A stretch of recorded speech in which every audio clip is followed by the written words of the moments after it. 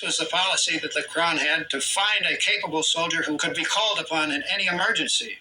And in the early 1500s, he was instrumental in subduing what is now Haiti and Santo Domingo, that is Hispaniola.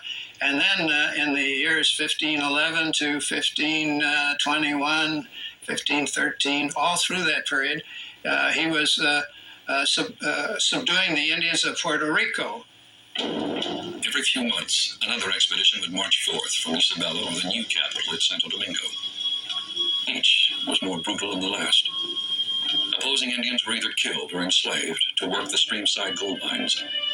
Those who submitted were required to pay tribute in either gold or cotton. The punishment for non-payment was death. By 1497, only 3 years after Ponce had arrived in Hispaniola, 1/3 of the native population was dead, victims of warfare, disease, or torturous conditions at the mines. One of the great demographic disasters in world history is the death of millions of Indian people. The latest research tells us that on Hispaniola alone, there were 9 million people. How did they feed themselves? The Indian people on Hispaniola had a combination of agriculture, producing cassava or tapioca, maize, beans, and other New World foods, as well as experts in harvesting from the ocean. So that a high concentration and high population was possible. So the Spaniards interrupted this thriving society. Inevitably, the desperate Indians rebelled, and each time they did, Ponce de Leon, as a warrior gentleman, was sent to subdue them. Of course, St. James was the patron saint of Spain, and I think it's interesting when the Spanish go into battle, they usually yell Santiago Matamoros, which is St. James, Moor Slayer. And that's a battle cry that was used throughout Spain and then throughout the New World. In 1504, the hard-pressed Indians of the southeastern section of Hispaniola revolted.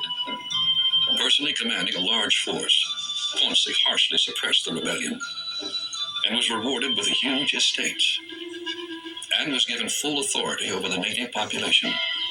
He could now do with them as he pleased. Ponce understood better than most that there was as much, probably even more money to be made by leasing out his Indians as mine workers than by mining itself.